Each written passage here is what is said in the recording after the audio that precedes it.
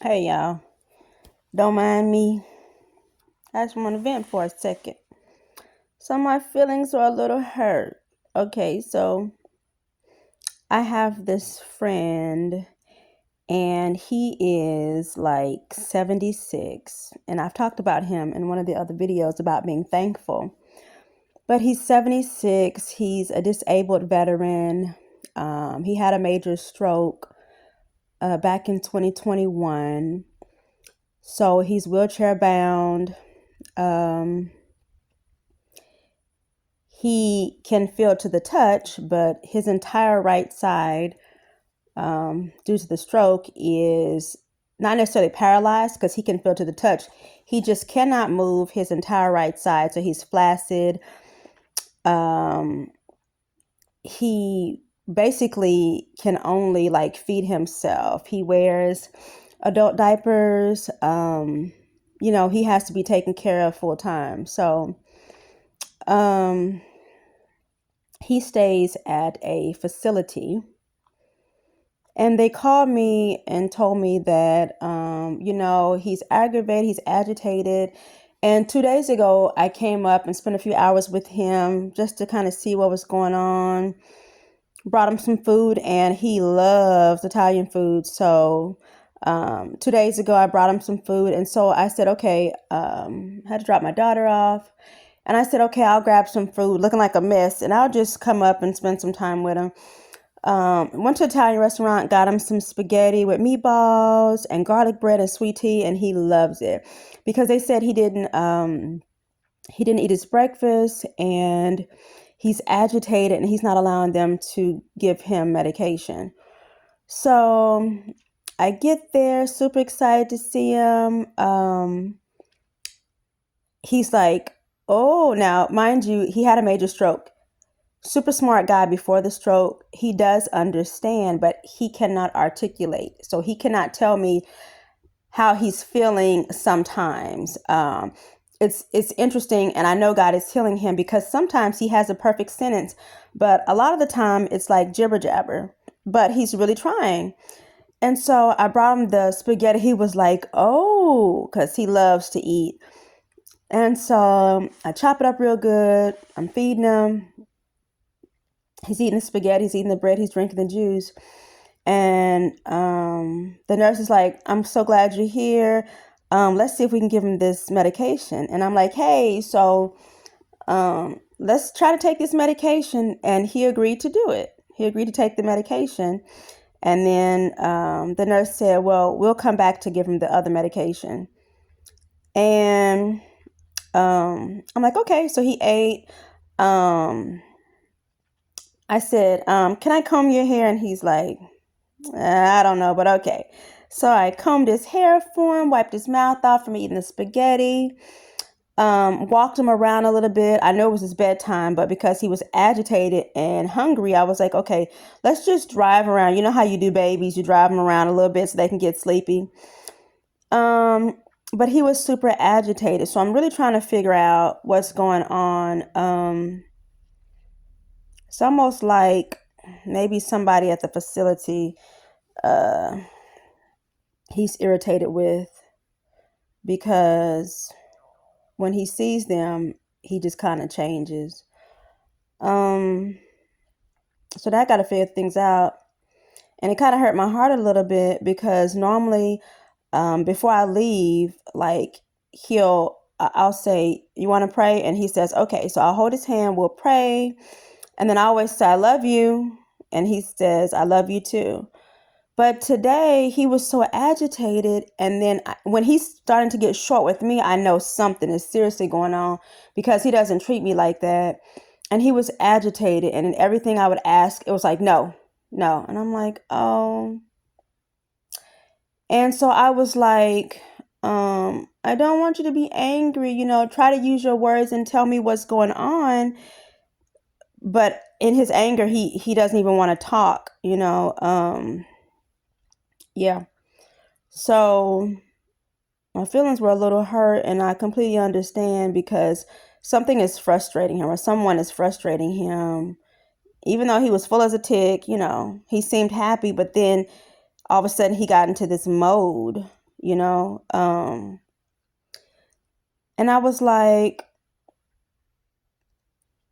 I love you. And he had a straight face, and he was like, I love you too, but, you know. And I was like, hey, look at me in my eyes so I can talk to you. And he was like, no. And I'm like, oh.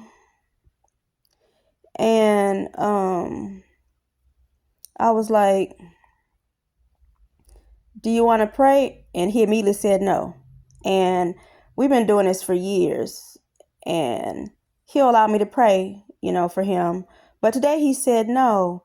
And it kind of broke my heart, because I'm like, I don't know what else to do. I came in, I drove you around, I fed you, I spent some time with you, and I don't want him to be aggravated. You know, I don't want him to be irritated, but clearly he was irritated. And then when they came in to give him the second part of the medicine, which is a shot in his stomach, he was like, no. And so I sat there with him and watched a little TV, but I could tell he was aggravated. He was agitated. And I don't know what to do. You know, I'll definitely be back up there tomorrow with more food just to see if things are better. But I think in situations like this, you know, literally all I can do is pray. Literally all I can do is pray, because I don't know what else to do. And they're having a hard time dealing with him, because once he gets aggravated, he holds that anger in, you know. So I don't know. I just, you know, my feelings are a little hurt, because I'm like, Lord, I don't know what to do. I want to help. And I'm like, you gotta, you know, even though he understands, I'm like, you gotta use your words. Like, tell me what's going on. And he's like, no. So I know he's balling up that anger and holding it in. And it's probably going to be a rough time the rest of the night. But there's nothing I can do but pray. But I just feel really bad on the inside, because, you know, I have a super huge heart for seniors, old people, and babies and kids. Like, don't mess with old people, don't mess with babies. So whenever I'm out, like at the grocery store, like just a few days ago, me and my daughter went to Dollar Tree, and there was a senior, and I told my daughter, I said, go ahead and go in and get your stuff. And I told the lady, I was like, well, when you get done, I'll take the cart for you. And it was freezing cold outside. And she was like, okay. And grandma started a whole conversation. She was putting her stuff in the car, and we probably sat out in the cold for 5 minutes. And she was telling me how, you know, she was at the bank and she fell. And she was like, do you have a grandma? And I'm like, yes, ma'am. She was like, tell her to get the pneumonia shot, because she was telling me she almost died. And I was like, what's your name? I said, okay, well, I'm going to pray for you. And I want to go ahead and wrap up that conversation, because it was cold outside, you know. But I have a heart for seniors and babies. Like, I cannot stand to see babies or toddlers run around a glass table, or, you know, the mom's not paying attention. It just irks me. So, but yeah, my heart's just hurting a little bit, because I don't want him to be sad. I don't want him to be angry. And because he can't articulate, it's hard for me to tell what's going on. I'm watching things, and I'm kind of figuring it out. But I got to pay attention a little more, just so I can see in detail what's going on. But and you guys know, if you don't know, you know, I've got 5 kids, 4 in high school, blended family. Praise the Lord. But yeah, so I'm dealing with them. And of course, you know, almost 6 months ago, I had brain surgery. So I'm trying to heal my own self. And so I'm really trying to be there for my friend as well, because he doesn't have anybody. So I'm trying to manage all this stuff. But it just hurts my heart. You know, I try to do my best to help and be there, you know, for everybody. I don't know. But tomorrow's a holiday, so I'll definitely be back tomorrow just to check on him and try to get to the nitty gritty of why he's agitated. So anyway, I just wanted to vent.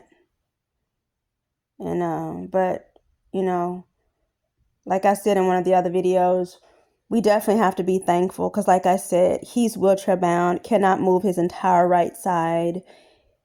He wears a diaper. Someone has to change him. They have to use a lift to take him from his wheelchair to put him in the bed, and there's nothing he can do. And I know, like I said before, we're all going through this Chiari malformation stuff. You know, we're having all these issues.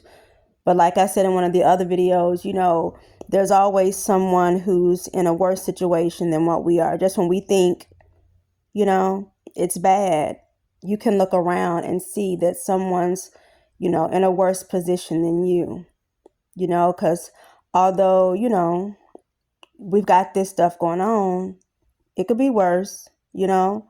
I'm trying to heal and, you know, but thank God I'm not in a wheelchair.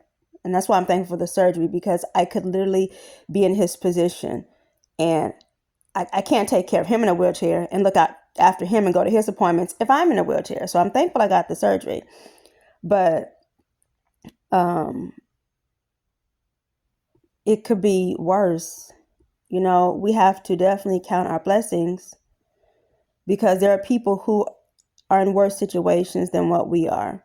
Yes, it's a lot. Yes, you know, all the brain stuff and everything that comes with this, it's a lot. But at least, from my perspective, at least we can move our hands and feet, and we're not stuck in a wheelchair, you know. So I'm just thankful to God. I want to continue to count my blessings and try to be a help to other people, because as long as, you know, I can breathe, as long as I can move around, I know there's somebody I can help. I know there's somebody who's less fortunate. I know there's somebody who's in a worse predicament than me that I can help. So anyway, thank you guys for listening. I love you. Bye.